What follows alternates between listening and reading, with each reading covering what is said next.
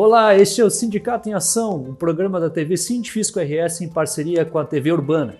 Mais uma vez estaremos em home office reproduzindo nossas edições aí da RS Rádio, do programa RS em Pauta, que é apresentado pelo jornalista Everton Lacerda e tem a participação especial diária do outro jornalista Luiz Augusto Kern, o nosso famoso LAC.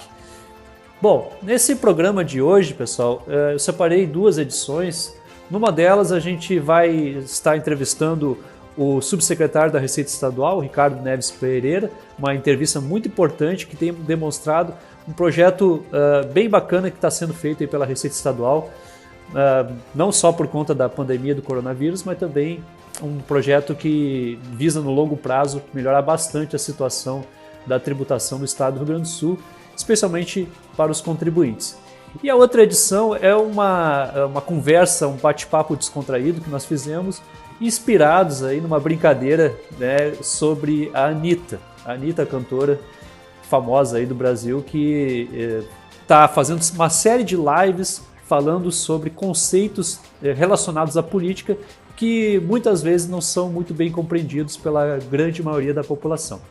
Então não perca, é um programa muito legal que foi separado para vocês, espero que vocês gostem. Olá, estamos iniciando o RS em Pauta de hoje, 15 de maio de 2020, nesse momento, meio-dia. Vamos começar hoje o nosso programa, que tem uma pauta bastante diferenciada, né? A gente vai tentar ajudar a Anitta aí nesse esclarecimento dos conceitos difíceis de serem entendidos, principalmente sobre a política. Vou trazer então agora para a nossa live. Hoje temos uma participação especialíssima, fazia tempo que não participava aqui com a gente, Bruna Graco. Tudo bem, Bruna? Tudo, boa tarde, bom dia. Faz tempo que não participava aqui, é uma honra, né, estar com vocês lá, que daqui a pouco, Christian. Tá legal, então vamos agora trazer aqui o LAC para a nossa conversa. Hoje, um por um, estamos chegando aqui, né? E aí, LAC, como é que tá? Tudo bem? Tudo tranquilo, tudo bem. Deixa eu trazer para cá também, para a nossa sala, que já está nos aguardando, o Christian Azevedo, que é professor. Christian, tudo bem, Christian? Tudo bem, pessoal. Como é que estamos aí? Bom dia para todos. Esse dia gelado na nosso querido Rio Grande do Sul. Eu estou colocando aqui na tela, os nossos ouvintes já viram que foi a live de ontem, né? A live de ontem não, essa live foi há alguns dias, né? Eu não tenho anotado, que foi dia 10 de maio, tá ali, da Anitta, né, com a Gabriela Prioli, que na verdade é o tema de hoje. A gente nos inspiramos nessa live aqui para fazer essa live delas para fazer o tema de hoje. Everton, desculpa te interromper. Diga lá. O ministro da Saúde acaba de deixar o cargo, o teste. Eu tinha visto que ele estava querendo Mas deixar. Ontem eu anunciei que ele não ficava. Mais uma. As previsões de LAC.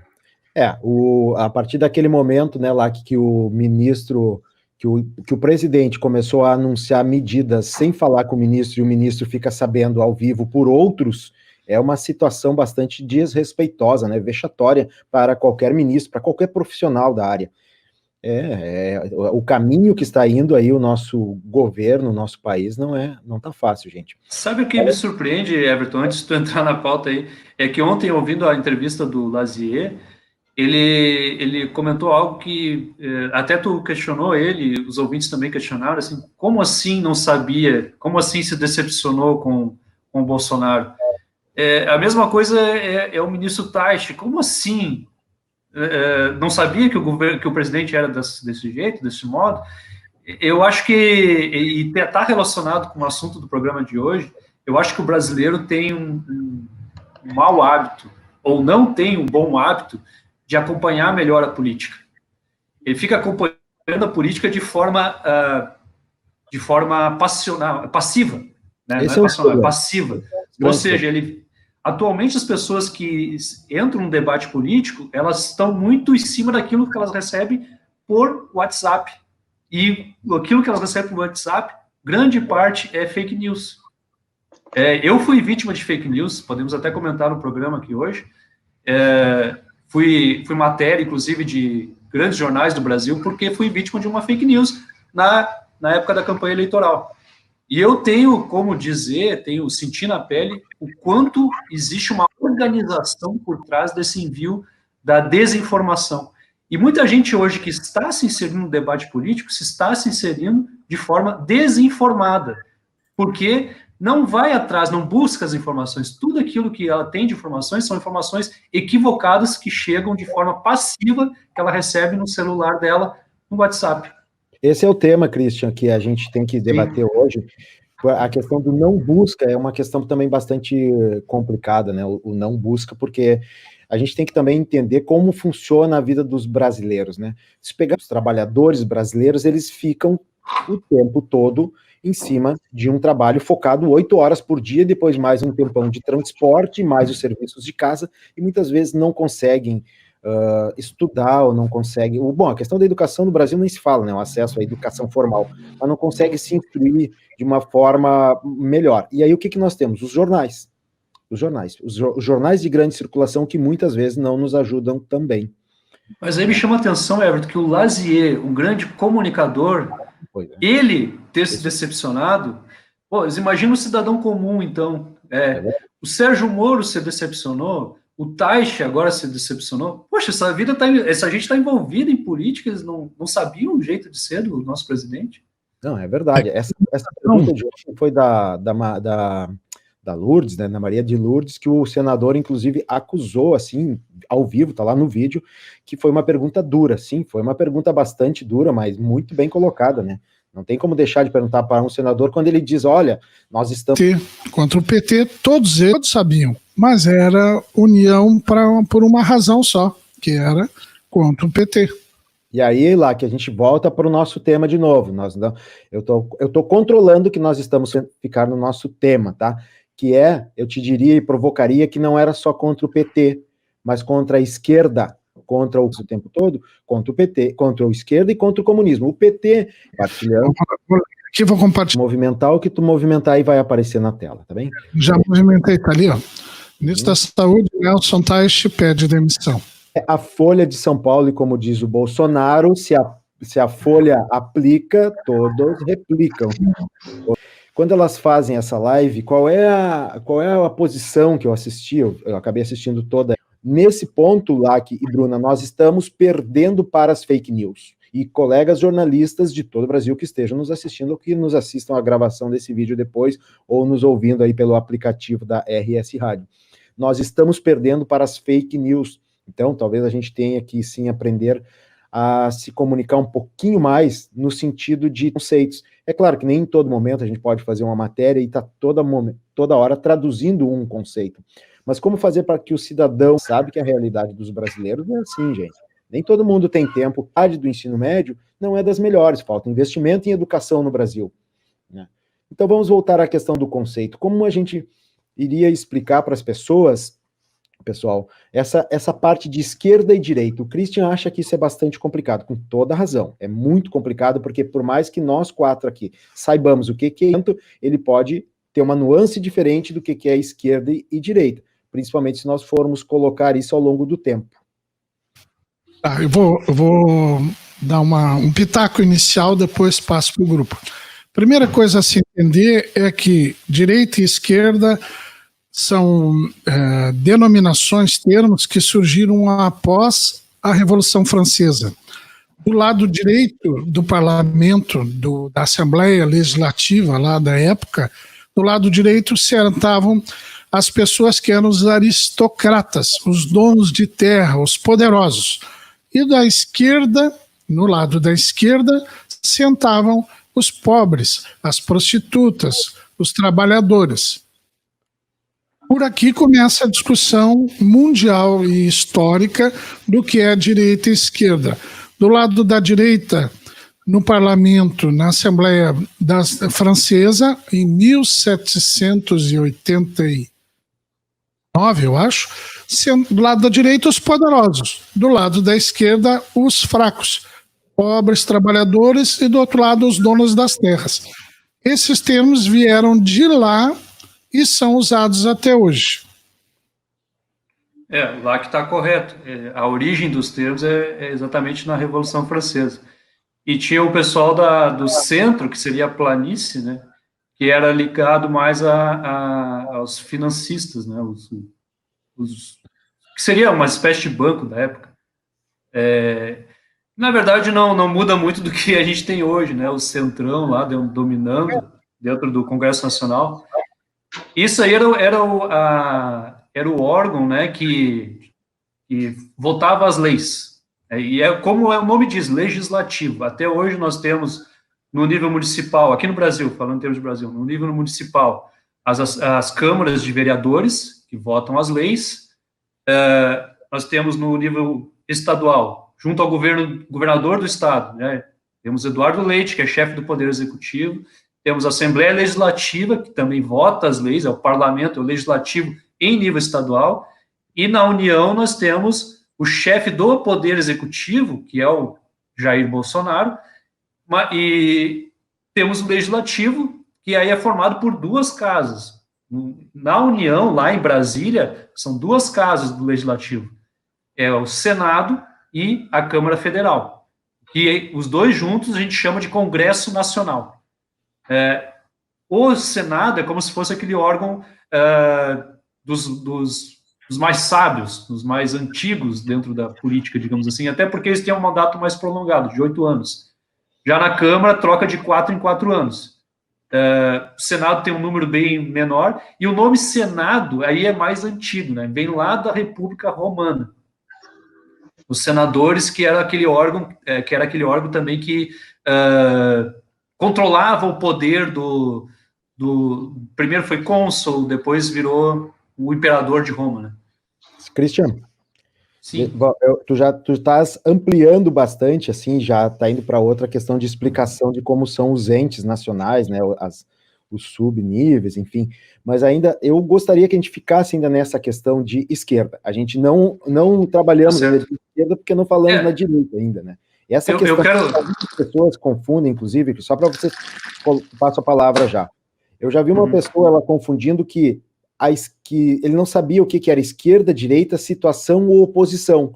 Por exemplo, nem sempre a situação a esquerda é a situação e nem sempre a direita é a situação ou oposição, né? Mas há esse tipo de confusão que para nós, assim, que não sei o que a Bruna pensa disso, Bruna, tu que é uma estudante nova de jornalismo e tem contatos com muitos jovens, esses conceitos são fáceis ou estão se tornando fáceis para ti a partir de um determinado momento? O que tu acha disso?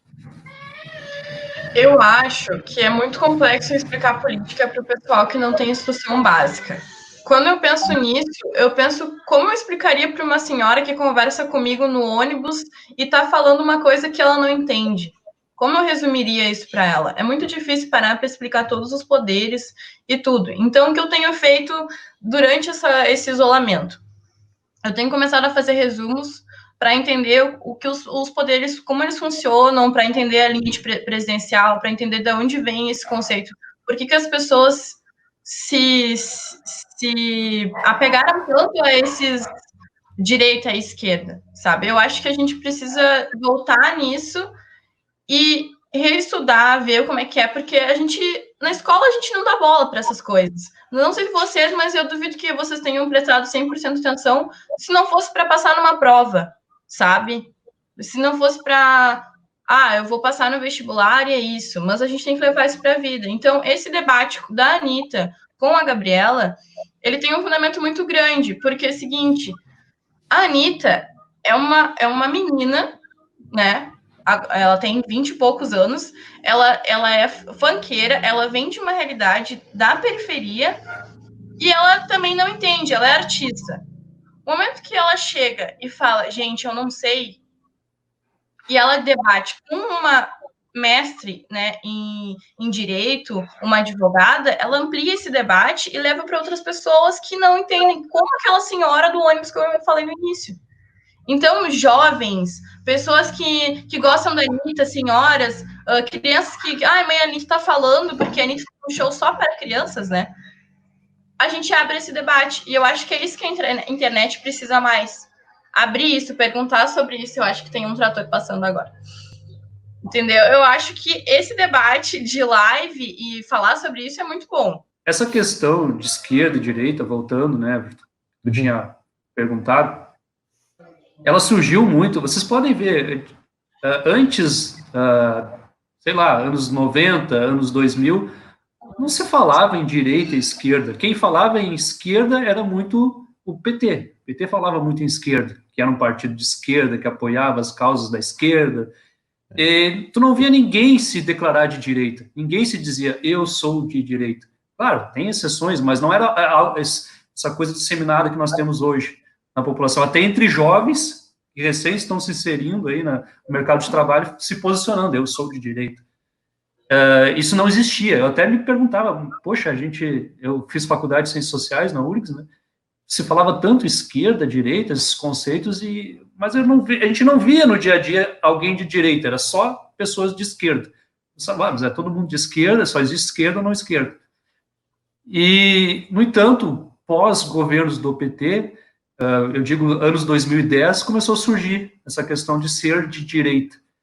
E aí entra na linha daquilo que o Lac trouxe, acerca do comentário do Lazier Martins ontem, que, na verdade, as pessoas começaram a confundir, né? Bom, se o PT é de esquerda, eu não gosto do PT, eu sou contra o PT, logo eu sou de direita. A gente está falando muito da Anitta e da Gabriela, mas quem é a Anitta e quem é a Gabriela? Para quem entrou há pouco, né? A Anitta é a cantora, essa é a conhecida e merece elogios por estar se expondo nas redes sociais, dizendo: eu não entendo isso, eu não sei o que é esquerda, eu não sei o que é comunismo, não sei o que é Estado. Né? Tem um vídeo da Gabriela Prioli, que é uma advogada, jornalista também, advogada de São Paulo, que ganhou um destaque imenso na CNN, que é uma rede de televisão americana que se introduziu aqui no Brasil, lançou uma programação local, uma emissora local, CNN Brasil. Cujos donos são empresários, é o empresário maior construtor brasileiro, é o proprietário dela, né? E a Gabriela Prioli é amiga da Anitta e as duas têm gravado vídeos com essa audiência que a Bruna falou para explicar coisas de política, o direita, esquerda, centro, comunismo, o que é Estado, o que é legislativo, o que é Senado. Muito bacana e meritório, porque elas estão fazendo o que a Bruna falou antes, explicações para milhares e milhares de pessoas que não tiveram oportunidade de estudar faculdade, né? Muito bem, Lac, muito bem colocado. Inclusive, foi por isso a nossa pauta de hoje, né, Lac? Porque nós achamos muito interessante e está faltando, eu acho, bastante essas explicações aí para a população. Gabriela, não sei se ficou bem explicada aí quando tu perguntaste o porquê do título, né? Então, com a fala da Bruna e do Lac, ficou explicado o que nos motivou a trazer esse tema para cá, porque também nós já vimos falado aqui no nosso programa da importância de tornar os conceitos, né, e os conhecimentos, como a gente fala aqui, por exemplo, o Christian vai falar daqui a pouquinho sobre comunismo, tá? Que é um tema muito utilizado principalmente pelo governo, pela família Bolsonaro. Comunismo, os comunistas que querem derrubar o Brasil, os comunistas que querem, né, destruir, só quem não é comunista, enfim. Mas outro tema, por exemplo, que a gente usa muito aqui, talvez num outro momento a gente vai falar, é progressividade e regressividade do sistema tributário, dos impostos. O que é isso? Que diferença faz? O que isso implica na nossa vida? Tem alguma coisa a ver com o nosso dia a dia, com o valor da passagem do ônibus, né, com o tênis que é obrigado a comprar? O que houve lá? Regressividade, progressividade, pelo amor de Deus, o que é isso? Pois é, são outros termos bastante complicados, mas nós vamos ficar nesse momento, porque um por um, né, gente? Vamos devagar. Vamos ficar com comunismo. Christian, comunismo. Um tema que se tornou muito espinhoso, né? Bom, vamos dizer o seguinte, o comunismo, ele apareceu para o mundo, né, na obra do Karl Marx, lá no século XIX. Mas não quer dizer que o Marx tenha inventado o comunismo. O comunismo, outros autores antes do Marx já falavam em comunismo. O comunismo, na verdade, é uma sociedade em que a propriedade é coletiva, ela não é individualizada. Ninguém é dono de nada, mas, ao mesmo tempo, todo mundo é dono de tudo. E aí a gente acha vários exemplos disso ao longo da história, até mesmo hoje em dia. Comunidades indígenas, por exemplo, não existe uma propriedade privada. todo mundo, a propriedade ela é coletiva, né? Claro que isso, na sociedade que nós vivemos, uma sociedade capitalista, gera repulsa por muita gente, por parte de muitas pessoas, né? E algumas adoram esse tipo de coisa, idolatram esse tipo de sociedade, tá? O Marx, ele não pregava o comunismo, ele se inspirou no comunismo para criar uma teoria. E, acima disso, a teoria do Marx ela era uma teoria propositiva, né? Tinha muito conteúdo científico. Foi o cara que mais entendeu, mais soube explicar o capitalismo na sua essência, né? Até então, ninguém falava capitalismo. Aí o Marx veio e, o capitalismo é isso. Explicou direitinho, de forma científica, o que era o capitalismo. É uma obra monumental do Karl Marx. Claro que nenhuma obra é perfeita, a dele também não. E tem o tempo atuando em cima, né? Mas, enfim, o Marx se inspirou no comunismo, em sociedade comunistas, digamos, para criar um modelo de sociedade que ele considerava ideal, que era uma sociedade socialista. E aí é outro tipo, não é que a essência do comunismo está presente no socialismo, que é a propriedade ser de todos, mas aí tem o papel forte do Estado.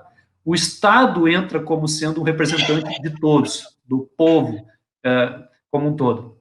Bom, mas ao longo do século XX, alguns regimes se inspiraram na obra de Marx e começaram a se dizer comunistas e socialistas.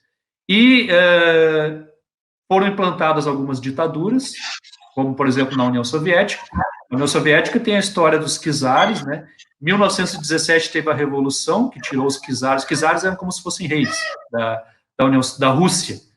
E depois da Revolução virou a União Soviética. Os czares foram tirados do poder em 1917 e entraram os comunistas. Por quê? Porque o nome do partido ao qual eles pertenciam era dito comunista, né?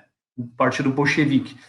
Começou com Lenin, e o Lenin tinha uma inspiração mais próxima da obra de Karl Marx. Posteriormente entrou o Stalin. E aí, com o Stalin, veio um regime muito duro, uma ditadura muito dura contra seus opositores. Teve tortura, teve campo de concentração, teve perseguição política, prisões políticas, e o Stalin ficou um longo período no poder.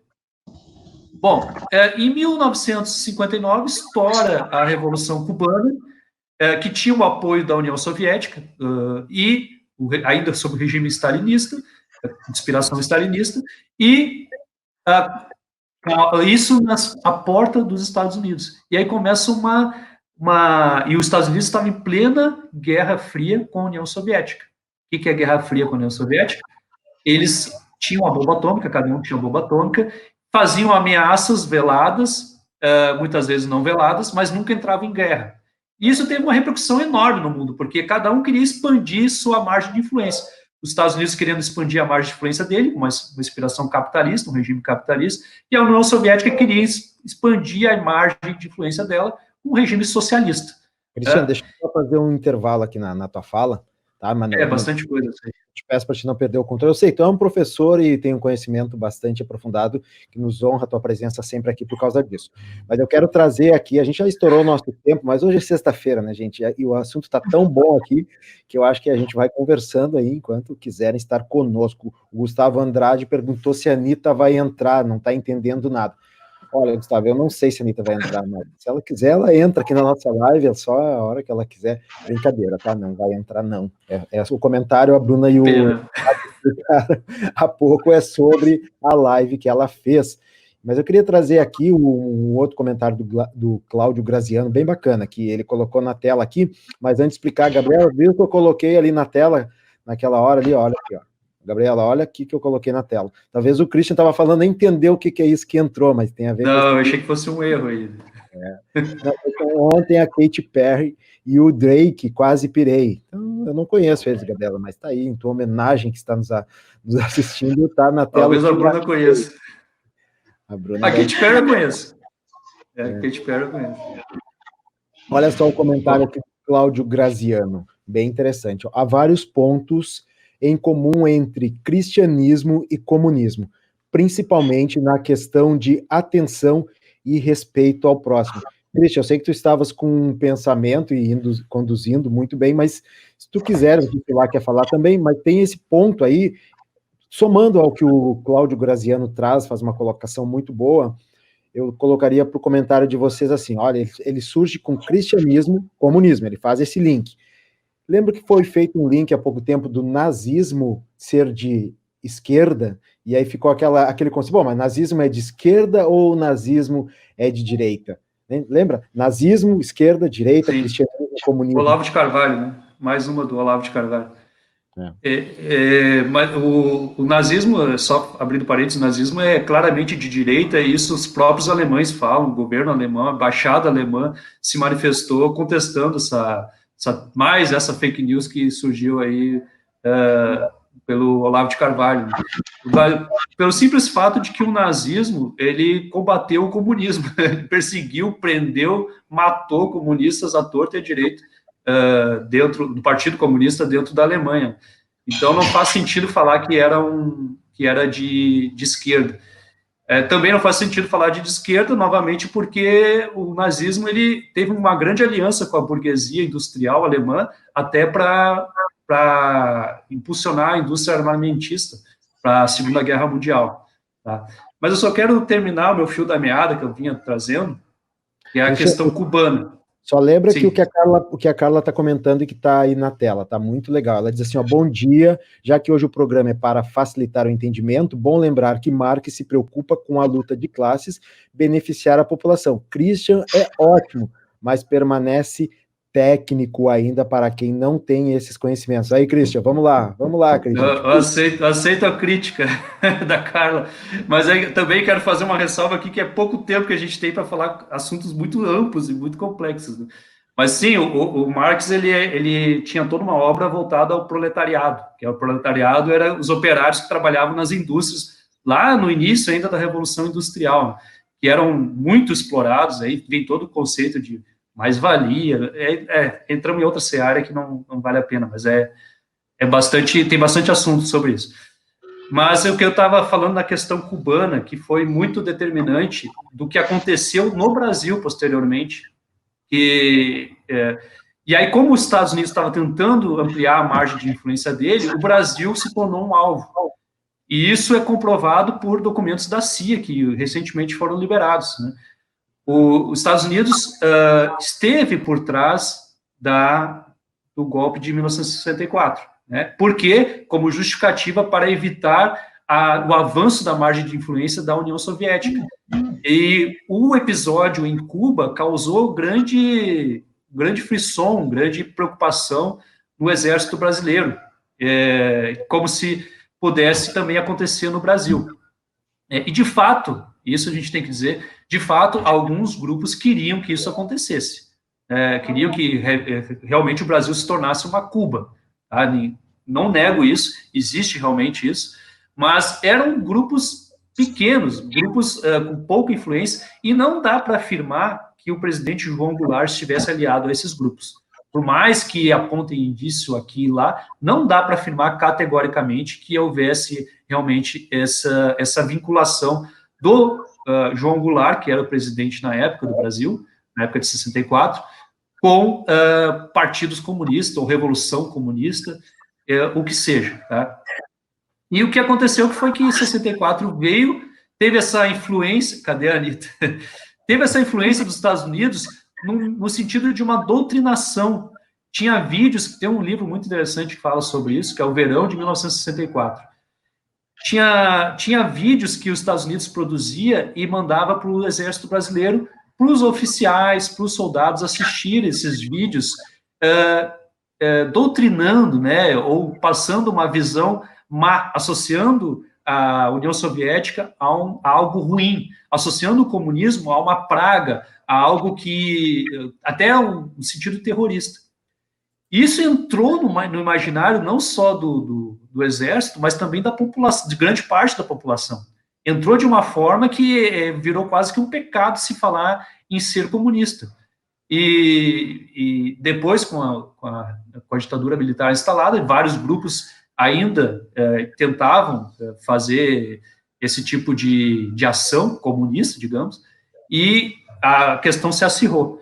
Mas o fato é que o regime de Stalin se dizia comunista, era um regime ditatorial, uma ditadura forte, uma ditadura esmagadora, algo ruim, realmente um regime ruim para as pessoas.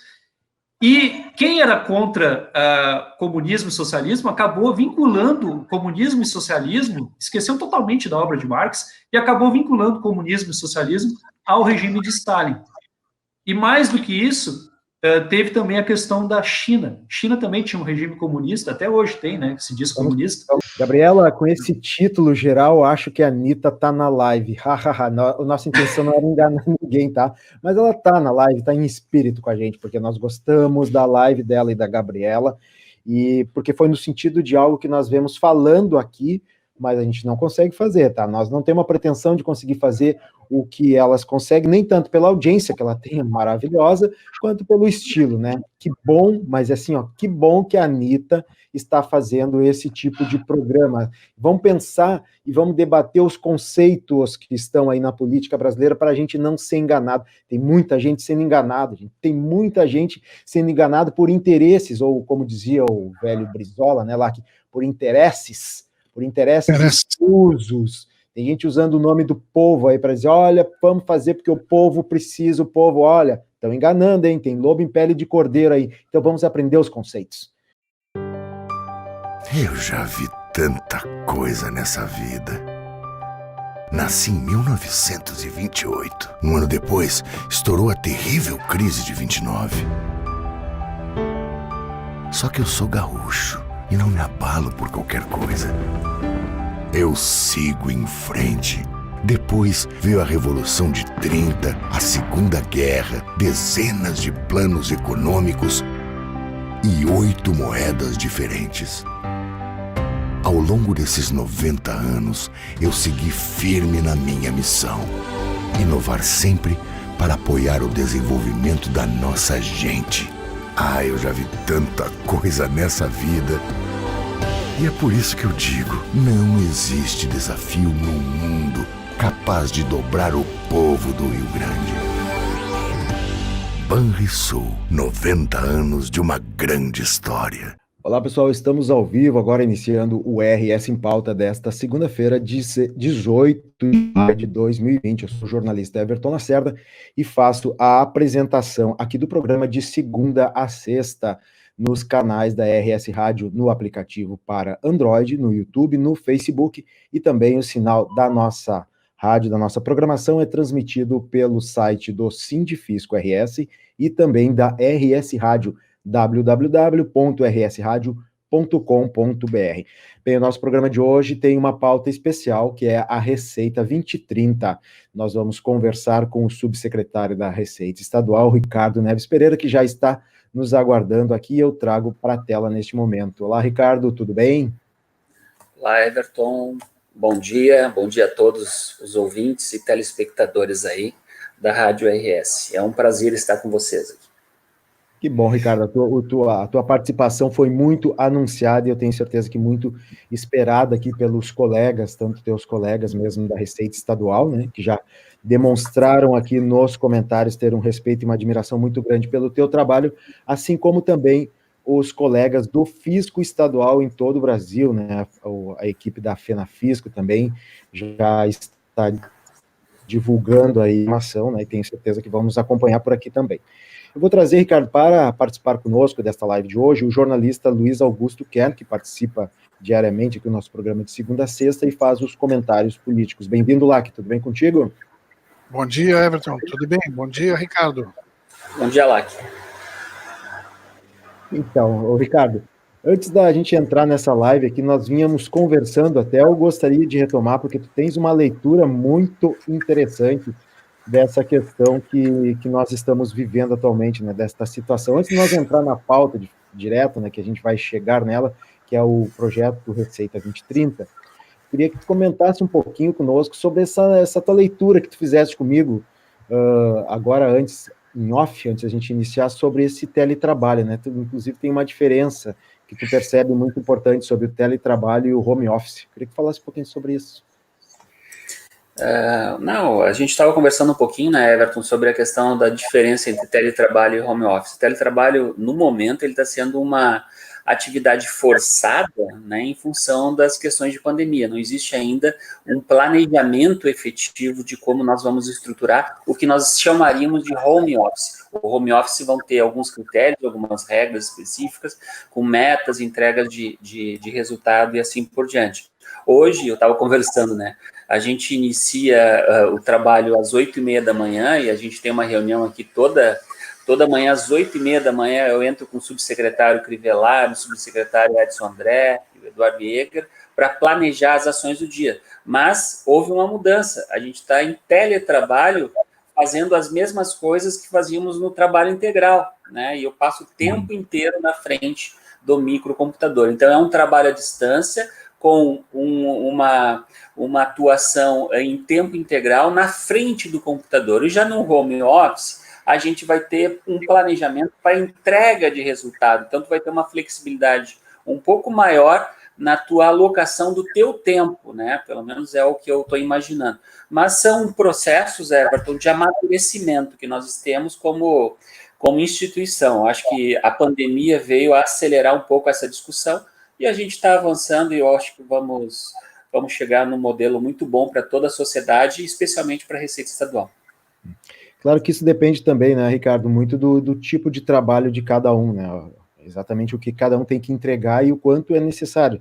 Ficar na frente ou não de um computador o tempo todo, por exemplo, às vezes tu pode deixar um trabalho para fazer num horário que não é o horário comercial, mas outros trabalhos têm que ser no horário comercial, porque tu depende também de outras pessoas que trabalham contigo, né?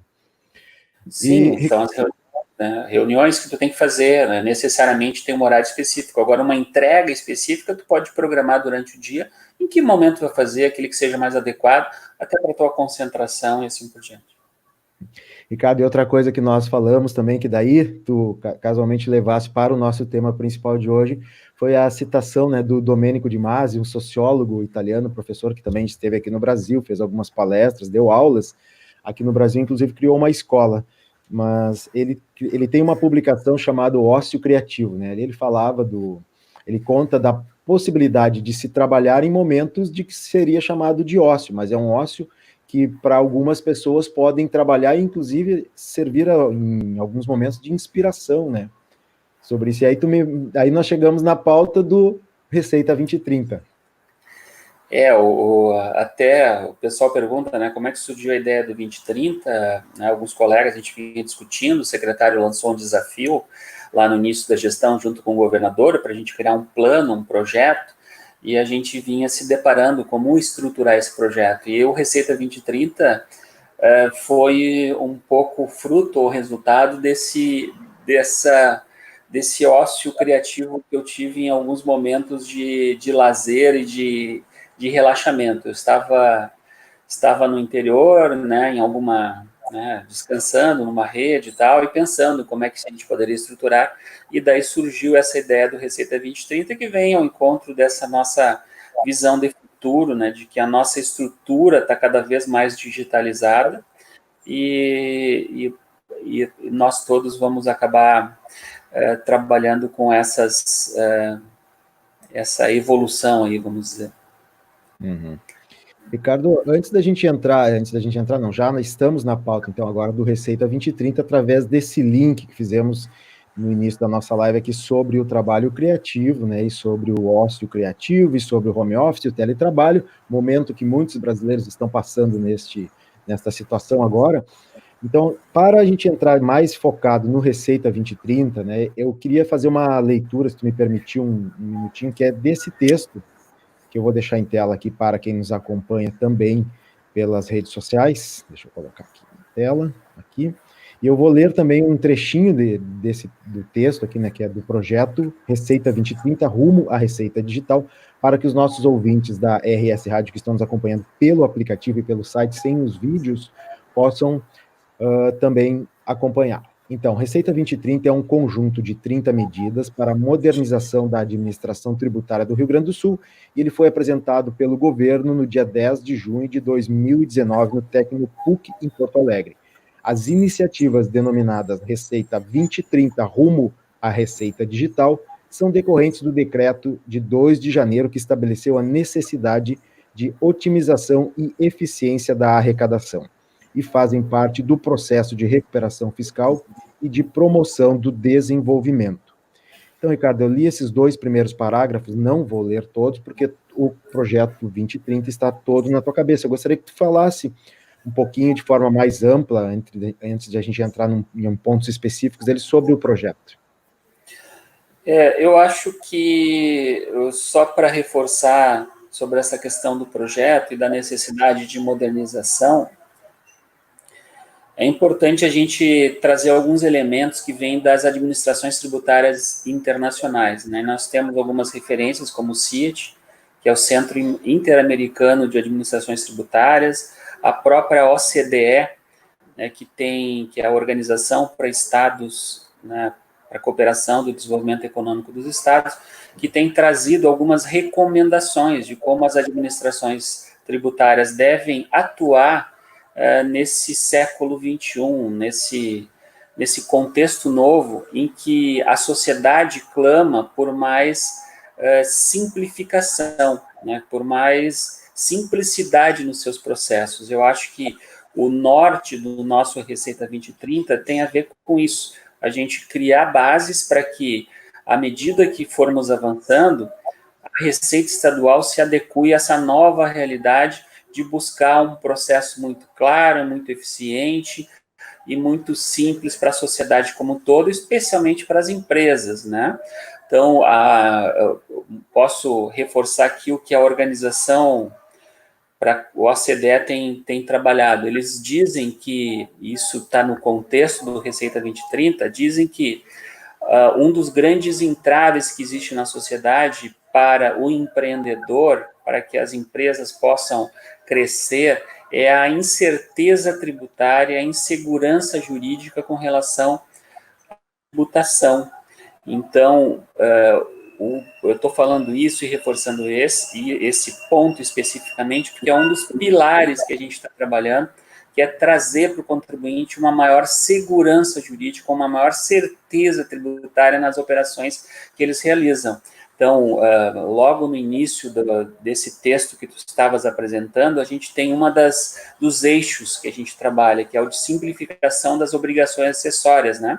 Com ênfase numa apuração cada vez mais automatizada e trabalhar a conformidade na emissão dos documentos fiscais. O norte que nós trabalhamos, Everton, é que o contribuinte ele tem que ter um único trabalho, né, que é o de emitir o documento fiscal, que é o que nós estamos chamando de iniciativa obrigação fiscal única, dentro desse pacote de 30 medidas do Receita 2030. Então, a obrigação fiscal única tem a ver o seguinte: eu emiti a nota e já nesse momento da emissão do documento fiscal, eu já trago para o contribuinte a certeza de que aquela operação está correta do ponto de vista tributário, está em conformidade com a legislação fiscal.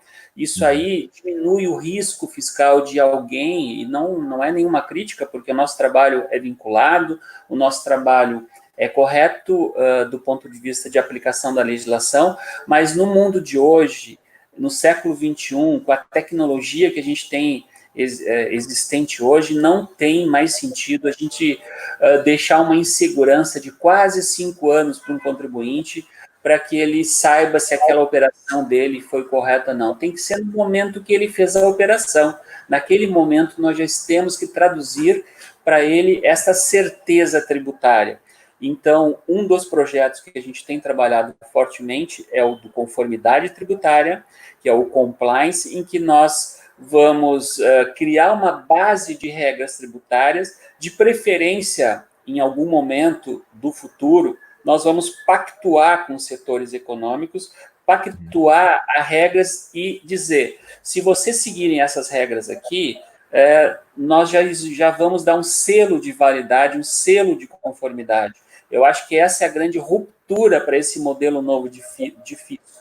O que aconteceu no passado, para que o pessoal entenda, nós saímos do modelo papel, onde a nota fiscal era em papel, para o modelo eletrônico. Trouxemos todos os problemas do mundo papel para o mundo eletrônico e continuamos. Foi uma etapa importante, deveria acontecer, não tinha outro caminho, outra estrada, né, para ser seguida. Mas agora falta um outro salto, Everton, sair do mundo eletrônico para o mundo digital. O mundo digital requer que as operações, elas todas sejam, de uma certa forma, elas se completem num ciclo só. Não existe mais não, agora eu vou fazer uma operação e alguém vai validar essa operação, e essa validação pode demorar 5 anos. Tá? Então, a operação ela tem que se completar no momento em que ocorre. Essa é a grande diferença, e não parece utópico, mas não é. Ou a gente faz, ou a gente busca, ou a gente procura criar condições para que esse modelo aconteça, ou alguém vai fazer esse modelo pronto para nós, tá? Então, por isso que o Rio Grande do Sul tem trabalhado fortemente junto ao CONFAS, junto ao ENCAT, que é o Encontro Nacional de Coordenadores e Administradores Tributários, que traz que coordena esses projetos de modernização, de emissão de documentos fiscais eletrônicos para o resto do Brasil. E a gente está tentando uma aproximação maior com a Receita Federal para que a gente possa criar, numa segunda etapa, o que seria uma nova nota fiscal eletrônica, que seria a nota fiscal do Brasil, uma nota única, uma nota que sirva para o ente federal, o ente estadual e os entes municipais também, facilitando a vida do contribuinte. Enfim, todo o contexto do 2030, e eu acho que esse documento é bem interessante, ele fala em trazer essas vantagens para os contribuintes, de uma forma ou de outra, buscando uma simplificação extrema do cumprimento das obrigações acessórias, que cumprir obrigações acessórias é custo, e os contribuintes não querem mais ter esse grande ônus, né? E a transformação digital do fisco. Esses são os 2 pilares que a gente vem trabalhando com Receita 2030, que o pessoal está olhando aí no documento que tu está colocando na tela.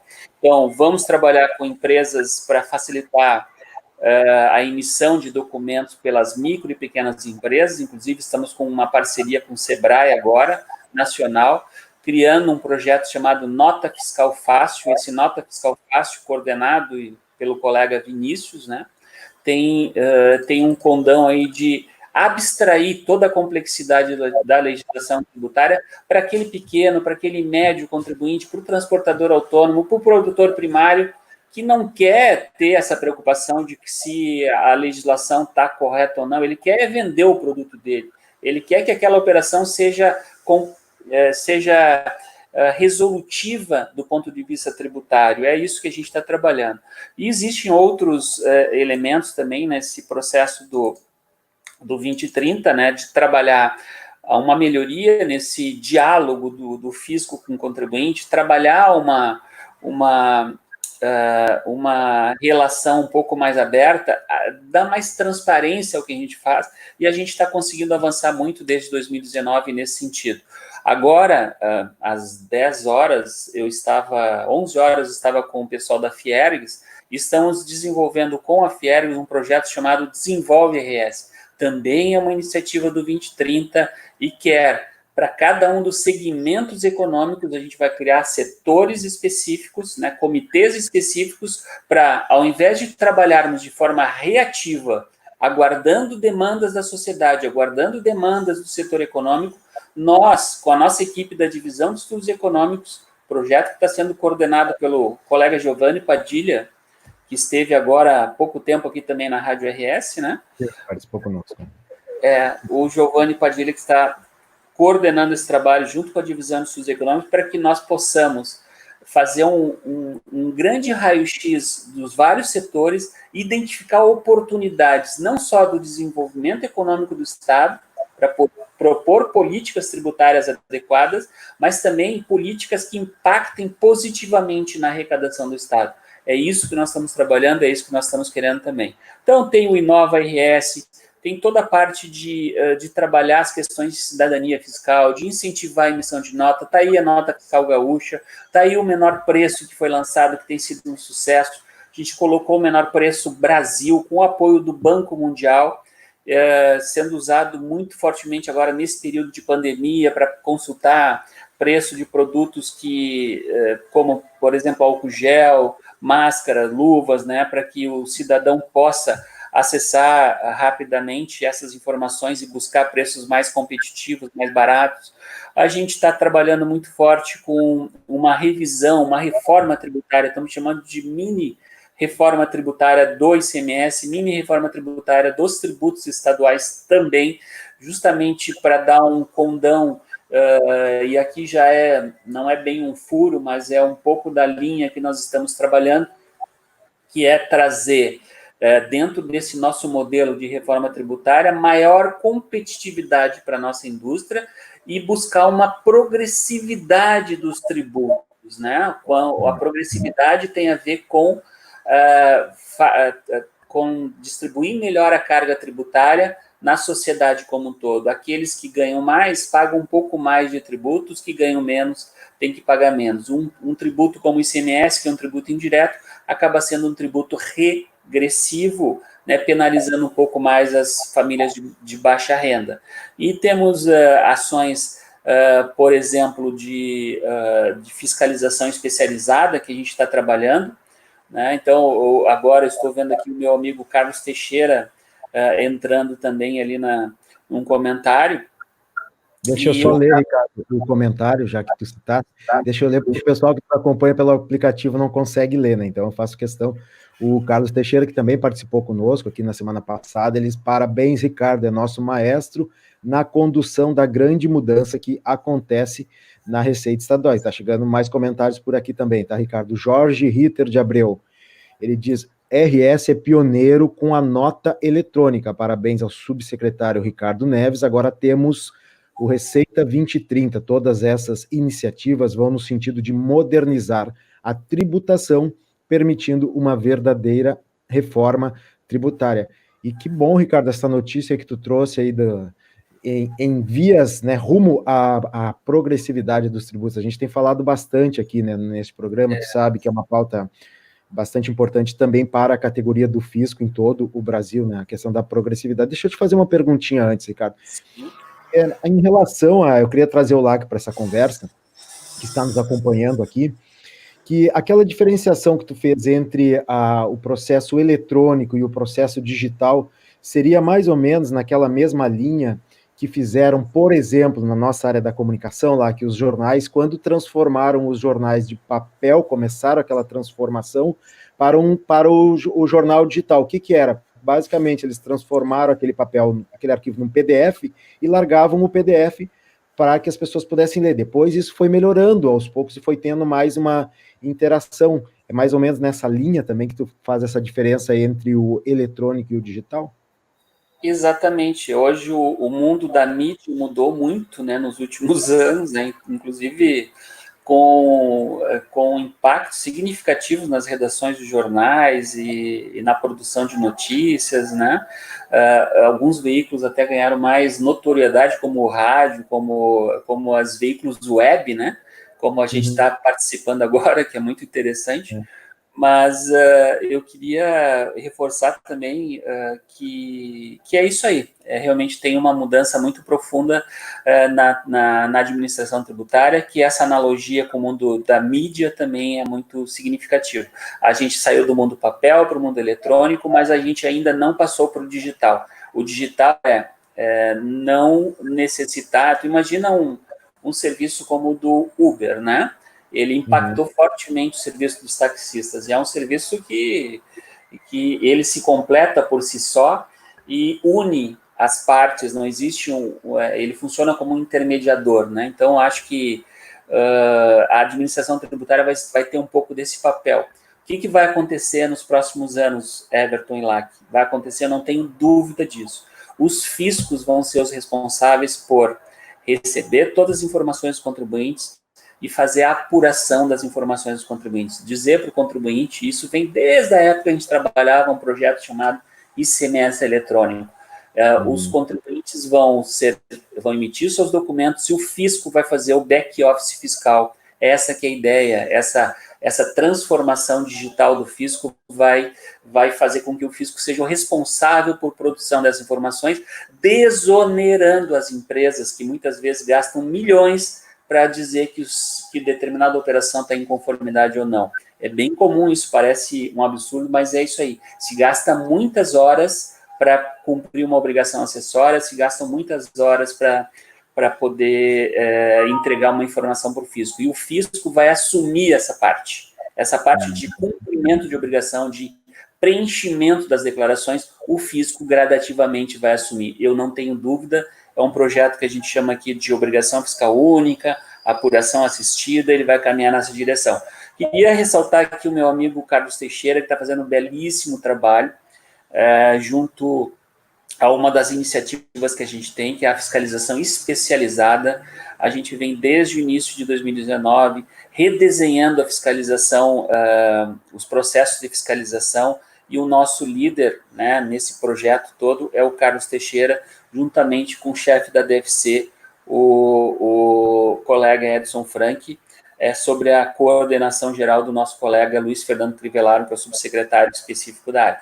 Mas é muito importante essa participação de todos, e está sendo construído de forma gradativa, com um modelo, com entregas, com uma nova visão de mundo, né, uma nova visão de mundo muito interessante sobre esse processo de fiscalização. Também, no ano de 2019, nós fizemos uma reestruturação muito forte da estrutura da Receita Estadual no interior, né, e dos processos de negócio. Criamos, para vocês terem uma ideia, a gente já está com mais de 20 centrais de serviço compartilhado.